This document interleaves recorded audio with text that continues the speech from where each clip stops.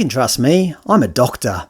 Well, over the last few years, we were told that we must believe in science. We must trust the medical professionals, no matter what.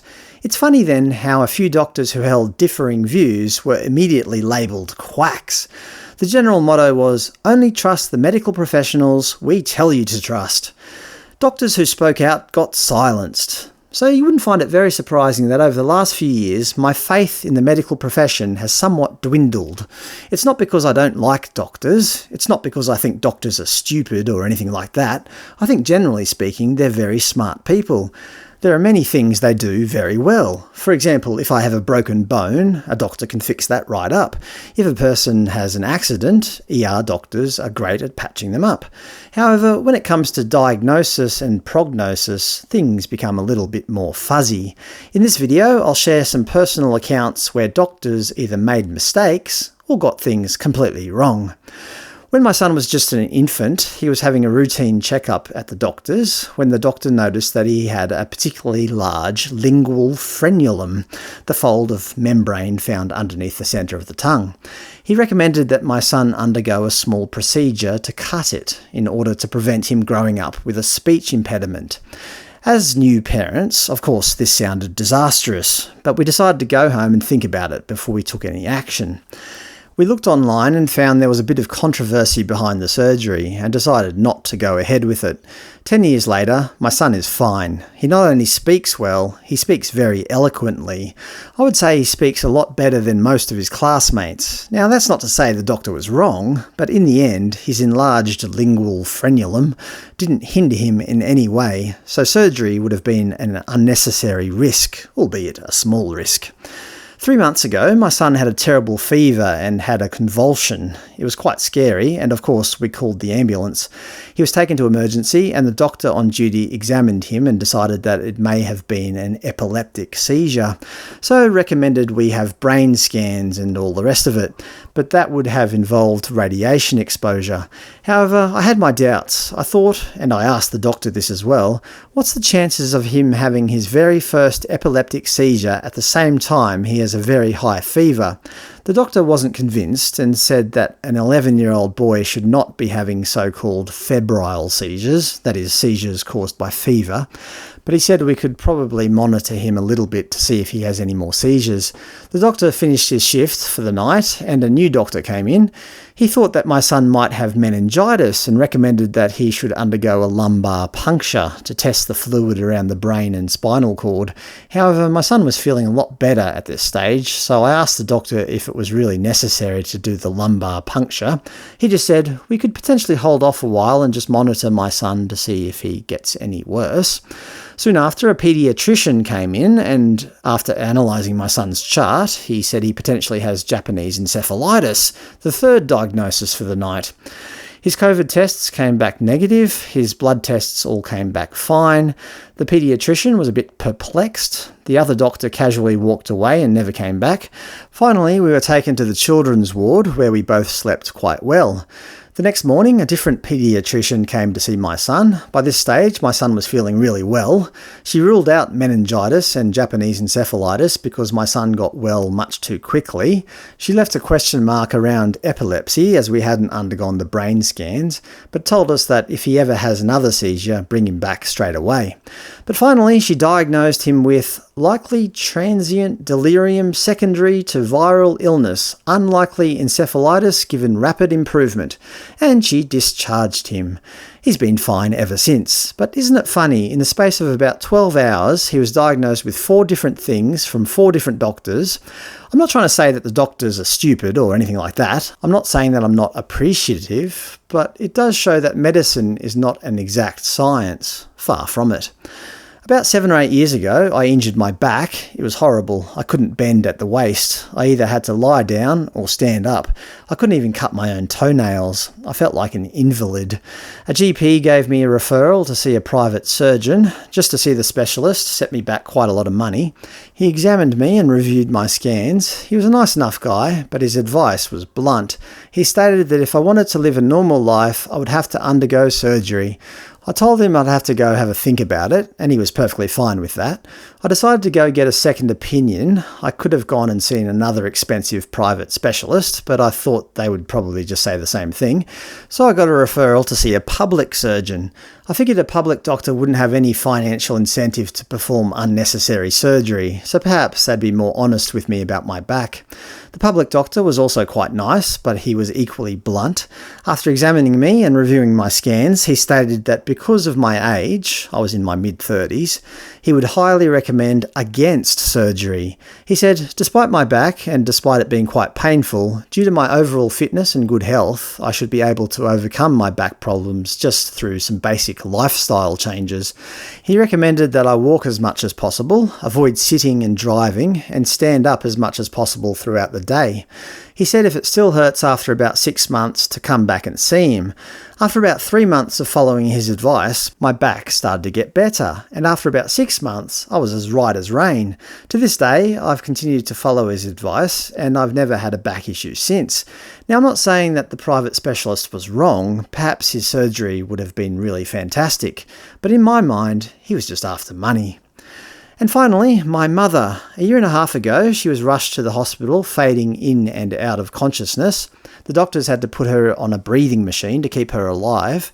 After monitoring her for a couple of hours, the ER doctor told me that it wasn't looking good. About an hour after, he told me that my mother was more than likely going to die in the next 2 hours, and if not then, certainly by morning. There was a change of shift and another doctor came in. I asked for his opinion and he basically said the same thing. All her vital signs were fading. If it wasn't for the breathing machine, she would be dead. And basically he asked me permission to turn off the machine, as it would be more useful using it on somebody else. He said the machine wouldn't be comfortable for her, and it certainly was just delaying the inevitable. I told him I didn't want to be here for it, and I just had to go home to see my children. Before that, though, I asked to speak to another doctor if possible to get further advice. They brought in a consultant who the ER doctors told me was a brilliant man and is the person they talk to when they need medical advice. They told me he knows everything there is to know about ER medicine. The specialist ER consultant told me pretty much the same thing. He said that my mum's chance of survival in the next 2 hours was about 5%, even on the machine, and her chances of surviving through the night was 0%.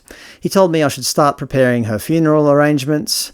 Anyway, I said my goodbyes to my unconscious mother. The doctors told me they'd call me in the morning, and I went home before they turned off the breathing machine. The next morning, there was no phone call. I waited and waited and waited. We went out to lunch, still no call.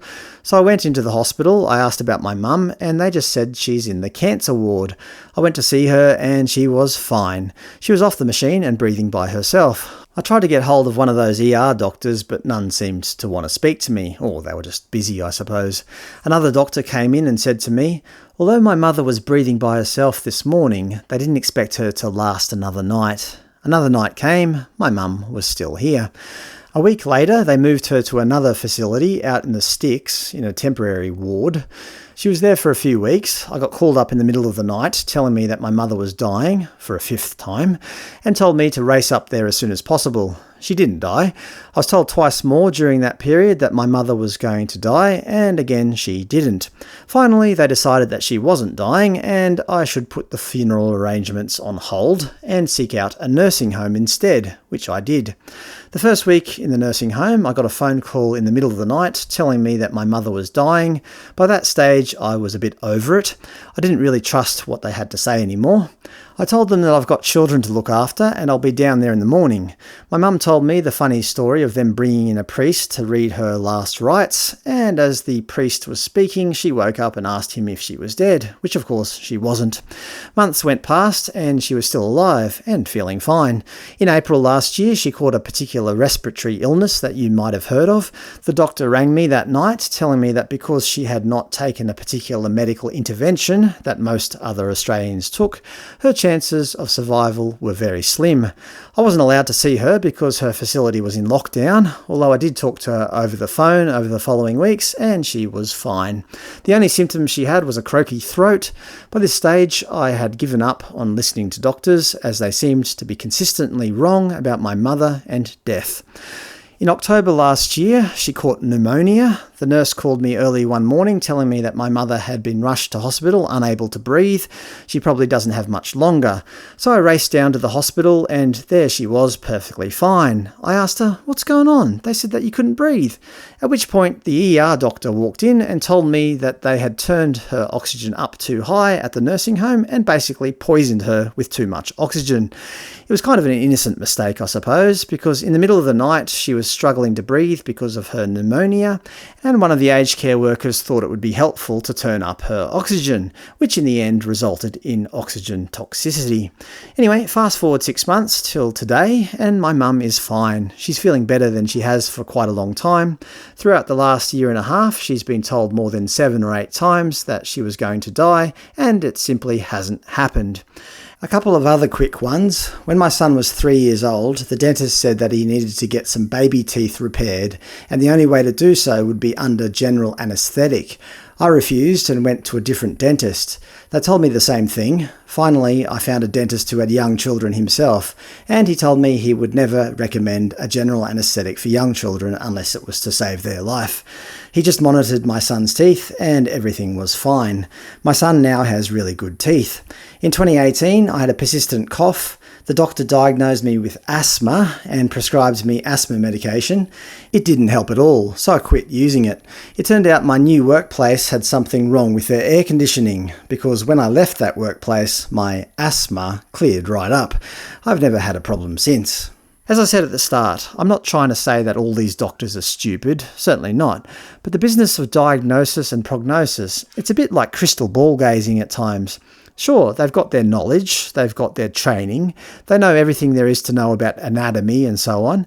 As I said, they're great at fixing broken bones and patching you up when you're injured, but knowing how multiple viruses and bacteria and medications interact on one another in the human body, it's a tough science, and certainly not 100% predictable. None of this is saying I'll never visit a doctor again. Of course not. I respect their medical opinion, but it's often just that, an opinion.